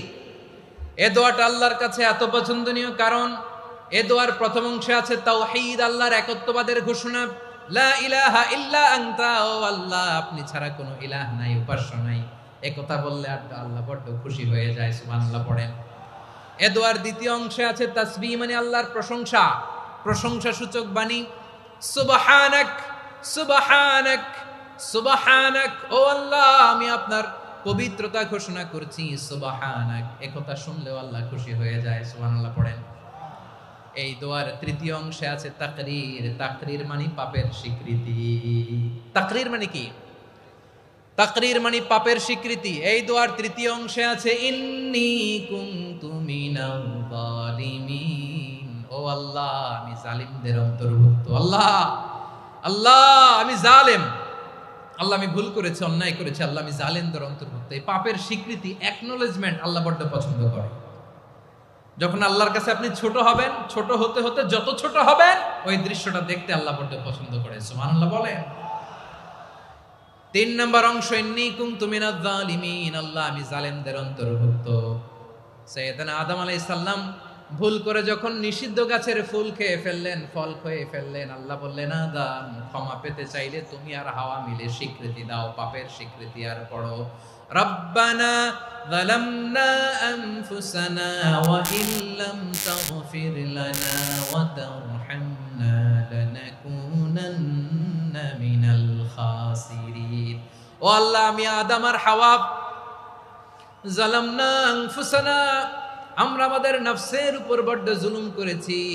আল্লাহ ওয়া ইল্লাম তাগফির লানা ওয়া তারহামনা, আপনি যদি ক্ষমা না করেন, আপনি যদি দয়া পরবশ না হন, আপনি যদি রহম না করেন, আমরা তো ক্ষতিগ্রস্তদের মধ্যে শামিল হয়ে যাব। এই দোয়া করার সাথে সাথে সাইয়েদনা আদম আর হাওয়া আলাইহিস সালামকে ক্ষমা করে দিলেন কে? তাহলে এই দোয়ার 3 নম্বর অংশ তাকরীর, এটা আল্লাহ বড্ড পছন্দ করে। আমার কলিজার টুকরা ভাইয়েরা, গুনাহ করে শিকার যেতে হবে, এটা আল্লাহ ভালোবাসেন। সাইয়েদনা আবু বকর রাদিয়াল্লাহু তাআলা আনহু বিষ্ণু ইসা ইসলামকে বললেন, ইয়া রাসূলুল্লাহ আল্লিমনি দুআআন আদউ বিহি ফি সলাতি। নবী হে, আপনি আমার এমন একটা স্পেশাল দোয়া শিখায়া দেন যে দোয়াটা আমি নামাজে পড়ব। নবী বললেন, তাহলে তুমি পড়ো, আল্লাহুম্মা ইন্নী যালামতু নাফসি যুলমান কাসীরান ওয়া লা ইয়াগফিরুয যুনুবা ইল্লা আনতা ফাগফিরলি মাগফিরাতাম মিন ইনদিকা ওয়ারহামনি ইন্নাকা আনতাল গফুরুর রহিম। সুবহানাল্লাহ। সালাম ফিরানোর আগে পড়েন, কথা কয় না, পড়েন পড়েন। ও আবু বকর, নামাজে যদি দোয়া করতে মনে চায় এই দোয়াটা পড়বা, আল্লাহুম্মা ইন্নী যালামতু নাফসি, আল্লাহ জুলুম করেছি আমার নফসের উপর, যুলমান কাসীরা, অনেক জুলুম, ওয়া লা ইয়াগফিরুয যুনুবা ইল্লা আনতা, আপনি ছাড়া এই জুনুব, এই পাপ ক্ষমা করার দ্বিতীয় কোনো রব নাই। আছে? আল্লাহ ছাড়া আমাদের গুনাহ আর কে কে ক্ষমা করতে পারে বলেন তো? কে পারে? কে? এজন্য আল্লাহরে বলবেন, আল্লাহ আমি ছাড়া তোমার গোলামের অভাব নাই, ও আমার রব আমি ছাড়া এই জমিনের বুকে তোমার গোলামের অভাব নাই, কিন্তু তুমি ছাড়া তো আমার দ্বিতীয় কোনো রব নাই। পারবেন বলতে? পারবেন? চোখের পানি ছেড়ে আল্লাহরে বলবেন, আল্লাহ তুমি আমার রব, তুমি আমার সব। কি বলবেন? আল্লাহ আমারে রব। সবাই বলুন, আল্লাহ আমারে রব, দমে দমে তনু মনে তারি অনুভব, আল্লাহ আমারে রব। আল্লাহরে বলেন, আল্লাহ তুমি আমার রব, তুমি আমার সব। আল্লাহ আমি ছাড়া এই জমিনে তোমার গোলামের অভাব নাই, তুমি ছাড়া আমার দ্বিতীয় কোনো রব নাই। এ কথা বলে চোখের পানি ছেড়ে আল্লাহরে স্বীকৃতি দেন, আল্লাহ আমি পাপী, আল্লাহ জামিনে আমার চেয়ে বড় পাপী আর কেউ নাই। ওযু করে সিজদায় লুটিয়ে পড়ে চোখের পানি ছেড়ে আল্লাহরে পাপের স্বীকৃতি দেন, আল্লাহ এমন কোন জুলুম নাই, গুনাহ নাই আমি করি নাই, সগীরা কবিরা, জেনে না জেনে, ইচ্ছায় অনিচ্ছায়, শিরকি বেদাতি সব গুনাহ করেছি। আল্লাহ আকাশের নিচে জমিনের উপরে আমার চেয়ে বড় গুনাহগার আর কেউ নাই। চোখের পানি ছেড়ে আল্লাহরে বলেন, আল্লাহ আমি ছাড়া তোমার গোলামের অভাব নাই, তুমি ছাড়া আমার দ্বিতীয় কোনো রব নাই, তুমি ছাড়া তো কেউ আমার গুনাহ ক্ষমা করার নাই, তুমি আমার রব, তুমি আমার সব। বলতে পারবেন? এই তাকরীর আমার পটুয়াখালীর ভাইয়া, এই স্বীকৃতিটা দেখতে আল্লাহ বড্ড ভালোবাসে, কারণ আমরা সবাই গুনাহগার। আমরা সবাই কি? বিশ্বনবী বলেন, কুল্লুকুম খাত্তাউন, আ বানি আদম তোমরা সবাই পাপী। সবাই কি? সবাই পাপী। আমরা সবাই পাপী, আপন পাপের বাটখারা দিয়ে অন্যের পাপ মাপি। আমরা যে পাপী এটা ভাবতে মনে চায় না কারো, খালি অন্যের পাপ দেখি আমরা, এটা ভুল। ওর এই পাপ, ও পাপী, ও জালেম, ও জাহান্নামী, এরকম একটা টেন্ডেন্সি। আমার যে কি হালাত এটার খেয়াল নাই। খেয়াল করতে হবে যে আমি সবচেয়ে বড় পাপী, ঠিক কিনা বলেন? পাপ করি নাই এমন কেউ আছি? হ্যাঁ আছি, আছি। কেউ না জানলেও জানে কে আমার পাপের ঘটনা? পৃথিবী না জানুক আমি তো জানি, আমি কি পাপ করেছি হায়। ও আমার কলিজার টুকরা ভাইয়েরা, মাথাটাকে নিচু করে জীবনের সব গুনার ফিরিস্তিগুলো একটা একটা করে স্বীকার করে আল্লাহরে বলেন, আল্লাহ আমি পাপী, আল্লাহ আমার চেয়ে বড় পাপী এই দুনিয়াতে কেউ নাই, আকাশের নিচে জমিনের উপরে আমার চেয়ে বড় পাপী কেউ নাই। একটা একটা করে আল্লাহ স্বীকার করি আমি পাপী, সব পাপের স্বীকৃতি দিলাম। পৃথিবী না জানুক আমি তো জানি, আমি কি পাপ করেছি হায়।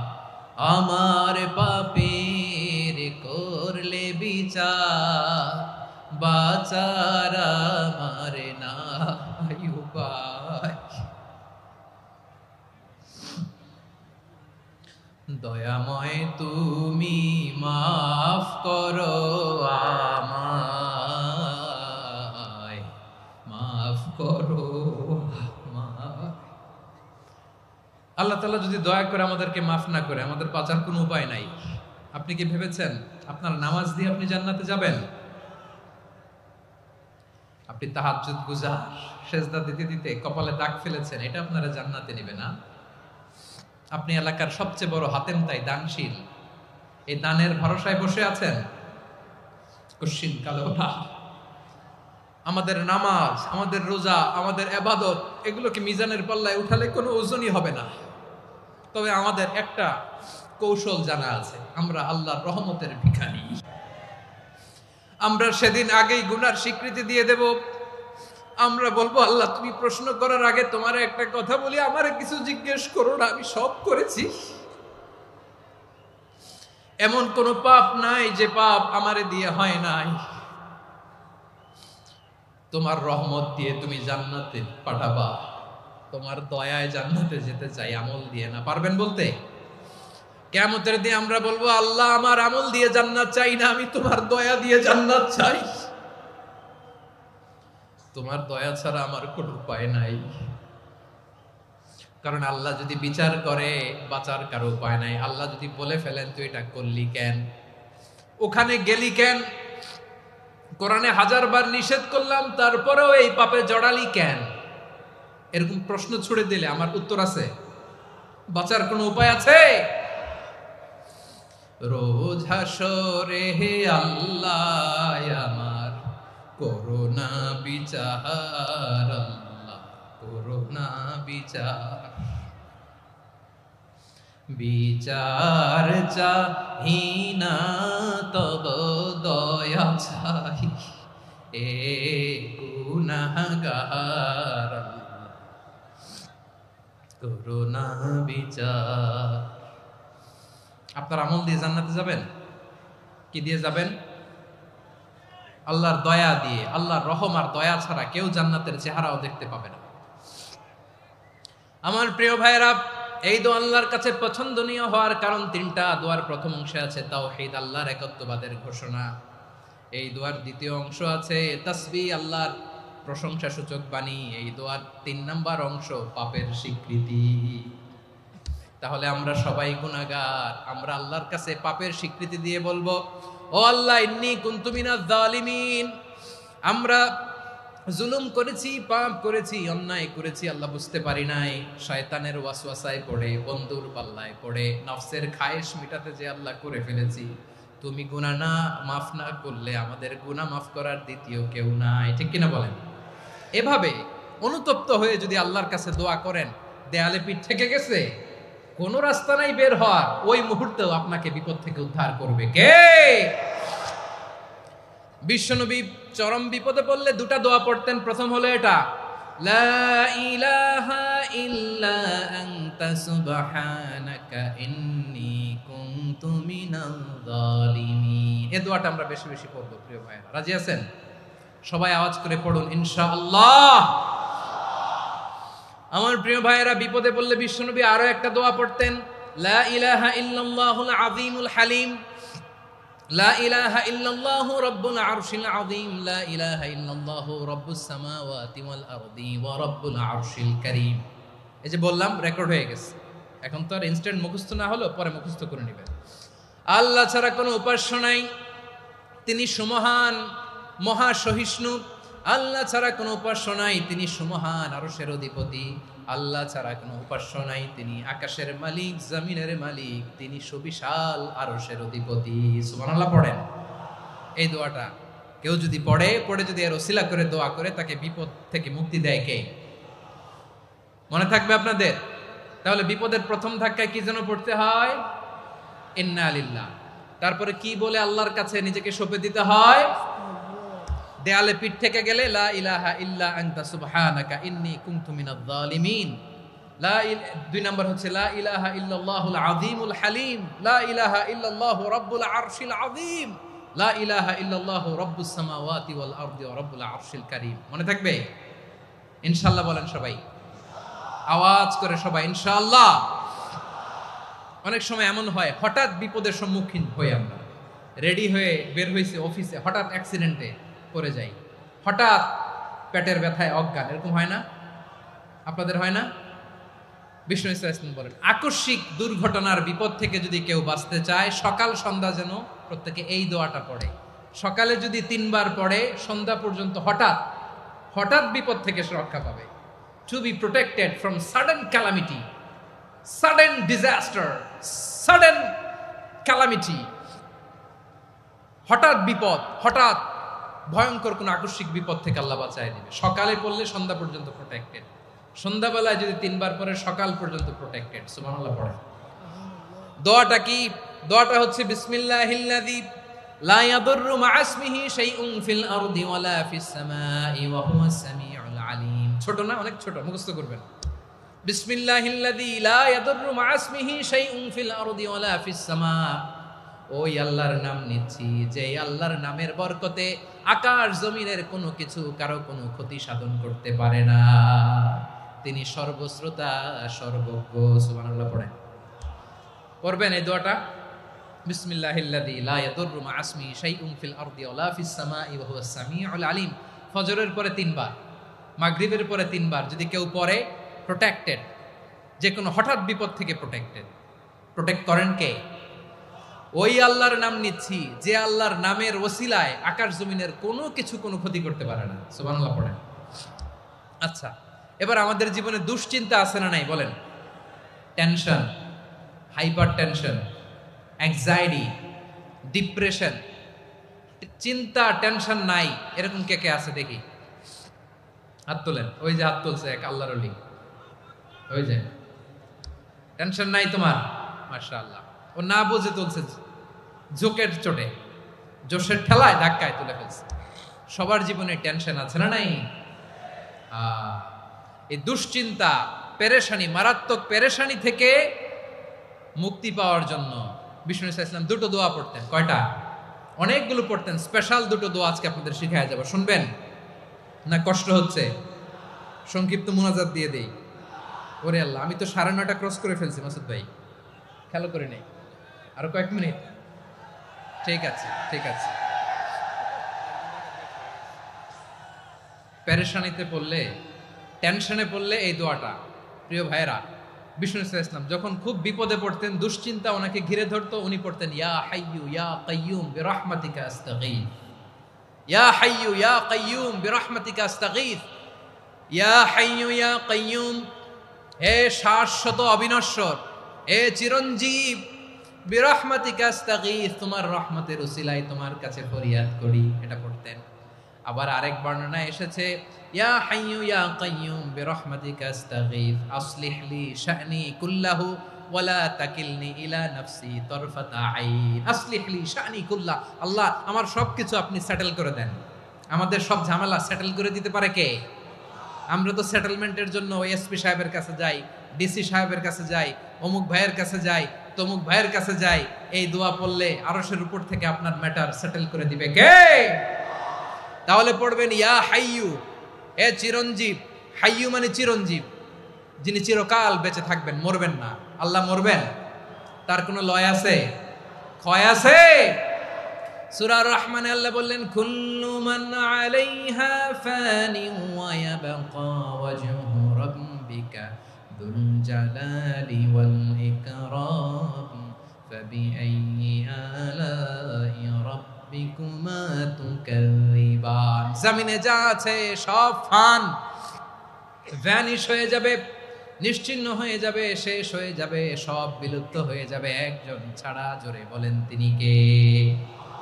ইয়া হাইয়ু। আমার সাথে আওয়াজ করে পড়েন ইয়া হাইয়ু ইয়া কাইয়ুম ইয়া হাইয়ু ইয়া কাইয়ুম বিরহমাতিকা আস্তাগীথ আসলিহ লি শা'নি কুল্লা ওয়ালা তাকিলনি ইলা নাফসি তারফাতা আইন। এভাবে দোয়া করলে আপনাকে বিপদ মুক্ত করবে কে? এই দোয়াটা কেন পছন্দ আল্লাহর কাছে? কারণ এখানে আল্লাহর 2টা সুন্দর নাম আছে, গুণবাচক নাম, আল হাই, আল কাইয়ুম। এই 2টো নাম আছে এখানে। আবার এই 2টা আয়াতুল কুরসির অংশ। আয়াতুল কুরসির শুরুতে এটা আছে না নাই? হ্যাঁ, আছে না নাই? 3 নাম্বার কারণ এটা ইসমে আজম। কোন দোয়াটা ইসমে আজম? যে দোয়া ওসিলায় দোয়া করলে আল্লাহ দোয়া ফেরায় না। অনেকগুলো মত আছে, সবচেয়ে ভ্যালিড মত হচ্ছে এটা, ইয়া হাইয়ু ইয়া কাইয়ুম। এর ওসিলা দিয়ে দোয়া করলে দোয়া কবুল করে কে? 2 নম্বরে বিশ্বনবী মারাত্মক বিপদে পড়লে আরেকটা দোয়া পড়তেন, আল্লাহুম্মা ইন্নী আবদুক, আগে দোয়াটা পড়ি শুনেন। আল্লাহুম্মা ইন্নী আবদুক ওয়া ইবনু আবদিক ওয়া ইবনু আমাতিক নাসিয়াতি বিয়াদিক মাদিন ফিয়া হুকমুক আদলুন ফিয়া কাদাউক আসআলুকা বিকুল্লি ইসমিন হুয়া লাক সাম্মাইতা বিহি নাফসাক আও আনসালতাহু ফি কিতাবিক আও আল্লামতাহু আহাদাম মিন খালকিক আও ইস্তা'সারতা বিহি ফি ইলমিল গায়বি ইনদাক আন তাজআলাল কুরআনা রাবিআ কলবি ওয়া নূরা সাদরি ওয়া জালাআ হুজনি ওয়া যাহাবা হাম্মি। সুবহানাল্লাহ পড়েন। বিষ্ণুই বলতেন আল্লাহুম্মা ইন্নী আবদুক, ও আল্লাহ আমি আপনার গোলাম, ওয়া ইবনু আবদিক গোলামের ঘরের গোলাম, ওয়া ইবনু আমাতিক বাদির ঘরের গোলাম। মানে আল্লাহ আমি আপনার গোলাম, আমার বাবা আব্দুল্লাহ ছিল আপনার গোলাম, আমার মা আমিনা ছিল আপনার বাদী। মানে আমরা গোলাম বংশের সব গোলাম। নিজেরে এর চেয়ে আর ছোট করে আল্লাহর কাছে উপস্থাপন করা যায় আমার ভাইরা? কথা কি বুঝতেছেন? নিজেকে এর চাইতে ছোট, নগণ্য আর তুচ্ছ করে আল্লাহর সাথে প্রেজেন্ট করা যায়? বিশ্বনবী বললেন, ও আল্লাহ আমি আপনার গোলাম, গোলামের ঘরের গোলাম, দাসীর ঘরের গোলাম, নাসিয়াতি বিয়াদিক আমার মাথার চুলের ছুটি আপনার হাতের মুঠোয়, আপনি ডানে টান দিলে আমি ডানে যেতে বাধ্য, আপনি বাঁয়ে টান দিলে বাঁয়ে যেতে বাধ্য। সুবহানাল্লাহ বলেন। পিছনে দুই একজন ভাই দাঁড়ালেন কেন? হ্যাঁ, বসুন। জায়গা চেঞ্জ করতেছে, সেই দুপুর থেকে বসে আছে আমি জানি। মাশাআল্লাহ, কেউ দুই একজন বেরিয়েছে, গ্যাপ পূরণ করতেছে। মাশাআল্লাহ পড়েন সুবহানাল্লাহ আলহামদুলিল্লাহ লা ইলাহা ইল্লাল্লাহু মুহাম্মাদুর রাসূলুল্লাহ সাল্লাল্লাহু আলাইহি ওয়াসাল্লাম। বিশ্বনবী বললেন, আল্লাহ আমার মাথার চুলের ঝুঁটি আপনার হাতের মুঠোয়। আচ্ছা, এইভাবে কাকে ধরা হয়? যে খুব ছোট, ঠিক কি না? নিজেকে কত ছোট করলেন বিশ্বনবী। ও আল্লাহ আমার মাথার চুলের ঝুঁটি আপনার হাতের মুঠোয়, আপনি ডানে টানলে আমি ডানে যাব, বাঁয়ে টানলে বাঁয়ে যাব। আল্লাহ আসআলুকা বিকুল্লি ইসমিন হুয়া লাক নাসিয়াতি বিয়াদিক মাদিন ফিয়া হুকমুক, আপনার নির্দেশ আমার উপর কার্যকর হবেই হবে। আদলুন ফিয়া কাদাউক, আপনার ফয়সালা, যেই ফয়সালাই আপনি আমার জন্য করেন এটাই ইনসাফ। সুবহানাল্লাহ বলেন। আমরা আল্লাহর ফয়সালায় সন্তুষ্ট হতে চাই না। কত কমপ্লেইন, আল্লাহ তুমি এটা দিলা না, ওইটা পাইলাম না, ওইটা হইল না রে, এরকম অভিযোগ কমপ্লেইন আমাদের আছে না নাই? আর বিশ্বনবী বলতেন আদলুন ফিয়া কাদাউক, আল্লাহ আমার জন্য তোমার যেটা ফয়সালা এটাই সবচেয়ে শ্রেষ্ঠ ইনসাফ, এর চেয়ে ইনসাফ আর হতে পারে? এভাবে কায়মান বাক্যে আল্লাহর কাছে বিশ্বনবী দোয়া করতেন। এরপরে বিশ্বনবী বললেন, আল্লাহ তোমার যত নাম আছে সব নামের ওসিলায় দোয়া করি, যে নাম তুমি আমাদেরকে জানিয়েছো, যে নাম তুমি আমাদেরকে জানাও নাই, যে নাম তুমি কোরআনে নাজিল করেছো, যে নাম নাজিল করো নাই, যে নাম শুধু নবীদেরকে জানিয়েছো। আর আল্লাহর এমন কিছু চমৎকার চমৎকার সুন্দর সুন্দর নাম আছে, এই নামগুলো রব্বুল আলামিন কাউকে জানাবে না। সুবহানাল্লাহ বলেন। আমরা তো 99 নাম জানি, 100 নাম জানি আল্লাহ, কিন্তু আল্লাহর এমনও কিছু নাম আছে যেগুলো আল্লাহ বিশ্বনবীরও জানায় নাই। এগুলো আল্লাহ ইলমুল গায়বে রেখে দিয়েছেন। দোয়ার সময় বলবেন, আল্লাহ তোমার যেই নামগুলো জানি, যেগুলো জানি না, যেগুলো কোরআনে আছে, যেগুলো নাই, যেগুলো নবীরে খাস ভাবে জানাইছো ওগুলোর উসিলায়, যেগুলো কোনোদিন জানাবাও না, তোমার ওই নামের উসিলাও তোমার কাছে চাই। আল্লাহ কোরআনকে আমার হৃদয়ের বসন্ত বানাও, আমার বক্ষের জ্যোতি বানাও, আমার চিন্তা দুশ্চিন্তা তুমি দূর করে দাও। বিশ্বনবী বললেন, এই কালিমাগুলো, এই বাক্যগুলো পড়ে যদি কেউ আল্লাহর কাছে ফরিয়াদ করে, তার হৃদয় থেকে দুশ্চিন্তা কাটিয়ে দিবে কে? পড়বেন, এই দোয়াগুলো পড়বেন। আচ্ছা, সব শেষে বলি, ঋণের বোঝায় যারা জর্জরিত, বিষ্ণু ইসলাম চমৎকার একটা দোয়া শিখিয়েছেন। আমাদের অনেকে ঋণের বোঝায় জর্জরিত, আছে না নাই? এদিকে কেউ আছেন? থাকলে হাত তোলার দরকার নেই, থাকলে এই দোয়াটা পড়বেন। এক সাহাবীর নাম আবু উমামা, নামাজের ওয়াক্ত ছাড়া উনি মসজিদে যেয়ে বসে আছে। বিশ্বনবী বললেন, কি রে আবু উমামা, নামাজের তো ওয়াক্ত হয় নাই, মসজিদে কি?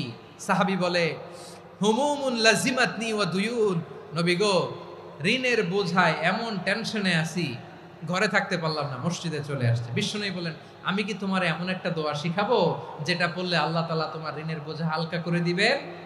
আবু উমামা বললেন, ইয়া রাসূলুল্লাহ, অবশ্যই শিখাবেন। বিশ্বনবী বললেন, তাহলে তুমি পড়বা, আল্লাহুম্মা ইন্নী আউযু বিকা মিনাল হাম্মি ওয়াল হাযান ওয়া আউযু বিকা মিনাল জুবনি ওয়াল বুখল ওয়া আউযু বিকা মিন গালাবাতিদ দাইনি ওয়া কাহরির রিজাল। ও আল্লাহ, তোমার কাছ থেকে দুশ্চিন্তা থেকে পানাহ চাই, কৃপণতা, ভীরুতা, অলসতা, কার্পণ্যতা, এই সব কিছু থেকে, মানুষের কঠোরতা, আমার উপর মানুষের আধিপত্য এবং ঋণের বোঝা থেকে পানা চাই। এই দোয়াটা যখন বিশ্বনবী শিখাই দিলেন, আবু মামা বারবার এই দোয়া পড়ে, আল্লাহুম্মা ইন্নী আউযু বিকা মিনাল হাম্মি ওয়াল হাসান ওয়া আউযু বিকা মিনাল আজজি ওয়াল কাসাল ওয়া আউযু বিকা মিনাল জুবনি ওয়াল বুখল ওয়া আউযু বিকা মিন গালাবাতিদ দাইনি ওয়া কাহরির রিজাল। আবু মামা বলে এই দোয়া আমি পড়তে লাগলাম। কিছুদিন পরে দেখা গেল বিশ্বনবীর শেখানো এই দোয়ার বদৌলতে আল্লাহ তাআলা আমার সব ঋণ পরিশোধের ব্যবস্থা করে দিয়েছেন। পড়বেন। আমার প্রিয় পটুয়াখালীর ভাইয়েরা, বিশ্বনবীর জামাতা সাইয়্যিদিনা আলী রাদিয়াল্লাহু তাআলা আনহুর কাছে এক লোক এসে বলে, হে আলী, ঋণের বোঝায় আমি জর্জরিত, আমার কিছু অর্থ দিয়ে সাহায্য করো। সাইয়্যিদিনা আলী রাদিয়াল্লাহু তাআলা আনহু বললেন, আমি কি তোমারে এমন একটা দোয়া শিখাবো যেটা বিশ্বনবী আমাদের শিখিয়েছেন? এই দোয়া যদি তুমি পড়ো, লাউ কানা আলাইকা মিসলু জাবালিন কাবীরিন দাইনান আদাল্লাহু আনকা, পাহাড় পরিমাণে যদি ঋণের বোঝা হয়, আল্লাহ এটা পরিশোধের ব্যবস্থা করে দিবেন। ছোট্ট একটা দোয়া বিশ্বনবী শিখালেন, বললেন তুমি পড়বা, আল্লাহুম্মা কফিনি বিহালালিকা আন হারামিকা ওয়া আগনিনি বিফাদলিকা আম্মান সিওয়াক। মুখস্থ আছে? হ্যাঁ আছে। আল্লাহুম্মা কফিনি বিহালালিকা আন হারামিক, আল্লাহ তোমার হালাল দিয়ে আমাকে পরিতুষ্ট করো, হারাম থেকে বাঁচিয়ে রাখো, আর তোমার অনুগ্রহে মানুষের মুখাপেক্ষী যেন আমি না হই, আমি যেন সবসময় তোমার মুখাপেক্ষী হয়, ওই তৌফিক দিও। সুবহানাল্লাহ পড়েন। এই দোয়া বেশি বেশি পড়লে ঋণের বোঝা হালকা করে দিবে কে? তাহলে প্রিয় ভাইয়েরা, বিপদে পড়লেই প্রথমে কি পড়বেন? পটুয়াখালী ভুইলা গেছে। বিপদে পড়লেই প্রথমে ইন্না লিল্লাহ কি বলে নিজেকে আল্লাহর কাছে সঁপে দিতে হয়? হাসবুনাল্লাহ। চরম বিপদে দেয়ালে পিঠ থেকে গেছে, তখন লা ইলাহা ইল্লা আনতা সুবহানাকা ইন্নী কুনতু মিনাজ জালিমিন। এরপরে লা ইলাহা ইল্লাল্লাহুল আযীমুল হালিম, এই দোয়া। আকস্মিক বিপদ, হঠাৎ যেন কোনো বিপদ আমাকে পেয়ে না বসে, এটার জন্য বিসমিল্লাহিল্লাযী লা ইয়াদুররু মা ইসমিহি শাইউন ফিল আরদি ওয়ালা ফিস সামাই ওয়া হুয়াস সামিউল আলীম। সকালে 3 বার, রাতে 3 বার। আর মারাত্মক tension, hyper tension, anxiety, depression থেকে বাঁচার জন্য 2 দোয়া, ইয়া হাইয়্যু ইয়া কাইয়্যুম, ইয়া হাইয়্যু ইয়া কাইয়্যুম, মনে থাকবে? আর আল্লাহুম্মা ইন্নী আবদুক, এই দোয়া। ঋণ থেকে বাঁচার জন্য 2 দোয়া, আল্লাহুম্মা ইন্নী আউযু বিকা মিনাল হাম্মি ওয়াল হাযান, এটা। আর আল্লাহুম্মা কফিনি বিহালালিকা আন হারামিকা ওয়া আগনিনি বিফাদলিকা আম্মান সিওয়াক। আর সব সময় পড়ার জন্য একটা আমল দিয়ে যাই, উঠতে বসতে, অফিসে যাচ্ছেন, অফিস থেকে ফিরতেছেন, বসে আছেন, শুয়ে আছেন, ছোট্ট এক শব্দে আমরা যেন বেশি বেশি পড়ি আস্তাগফিরুল্লাহ। আওয়াজ করে আমার সাথে পড়ুন, আস্তাগফিরুল্লাহ। আবার পড়ুন, আস্তাগফিরুল্লাহ। আল্লাহ রাসূল সাল্লাল্লাহু আলাইহি ওয়াসাল্লাম বলেন, মান লাজিমাল ইস্তিগফার, যে সব সময় এরকম ইস্তিগফারের সাথে লেগে থাকে, জাআলাল্লাহু লাহু মিন কুল্লি যিকিন মাখরাজা, আল্লাহ তাআলা তাকে কোনো বিপদে আটকান না, সে জীবনে আটকাবে না, যে কোনো বিপদে আল্লাহ তার রাস্তা বের করে দিবেন। Way out, you will get a way out and solution. সুবহানাল্লাহ। ওয়া মিন কুল্লি হাম্মিন ফারাজা, দুশ্চিন্তা মুক্ত হবে। ওয়ায়ারযুকহু মিন হাইসু লা ইয়াহতাসিব, এমন জায়গা থেকে আল্লাহ রিজিকের বন্দোবস্ত করবে যেটা সে কল্পনাও করে নাই। আওয়াজ করে পড়েন সুবহানাল্লাহ। তাহলে মনে থাকবে আস্তাগফিরুল্লাহর কথা। সব শেষ কথা বলবো, সব শেষ আমার প্রিয় ভাইয়েরা। এটা গেল নিজের বিপদ। কিসের বিপদ? নিজে যদি বিপদে পড়েন। অন্যের বিপদ যদি দেখেন, এটার জন্য একটা দোয়া আছে। অনেক সময় আমরা দেখি হাসপাতালে ক্যান্সারের 3rd স্টেজে চলে গেছে, লোকটা হ্যাংলা হয়ে, চিকন হয়ে, হায়রে কি কষ্ট পায়, দেখি না? বিষ্ণু বলে, একটা দোয়া যদি কেউ অন্যের কোনো বিপদ দেখে পড়ে, ওই বিপদ তার জীবনে কখনো আসবে না। শুনবেন? শোনার আগ্রহ আছে? অনেক সময় হয় যে আমরা মহাসড়ক দিয়ে যখন চড়ি, দুর্ঘটনায়, আইরে আল্লাহ, দুর্ঘটনায় মানুষের মাথা একদিকে, দেহ আরেকদিকে, ব্লিডিং, এরকম হয় না? আল্লাহ তুমি হেফাজত করো। বিশ্বনবী বলেন, এই দুর্ঘটনা দেখে কেউ যদি এই দোয়াটা পড়ে, তার জীবনে সে কোনোদিন এরকম অ্যাক্সিডেন্টের সম্মুখীন হবে না। শুনবেন? বিশ্বনবী বলেন, অন্যের বিপদ দেখে কেউ যদি পড়ে, আলহামদুলিল্লাহিল্লাযী আফানি মিম্মা বতালাকা বিহি ওয়া ফাদ্দালানি আলা কাসীরিন মিম্মান খালাকা তাফদীলা, মানে প্রশংসা সে আল্লাহর, যে আল্লাহ তাআলা তোমাকে যেই জিনিস দিয়ে পরীক্ষা করেছে, আমাকে ওইটা থেকে বাঁচিয়ে দিয়েছে। তোমাকে আল্লাহ যেই বিপদে ফেলেছে আমাকে ওই বিপদ থেকে তিনি মুক্ত রেখেছে, আর তার অনেক সৃষ্টির উপর আমাকে তিনি প্রাধান্য দিয়েছে। সুবহানাল্লাহ পড়েন।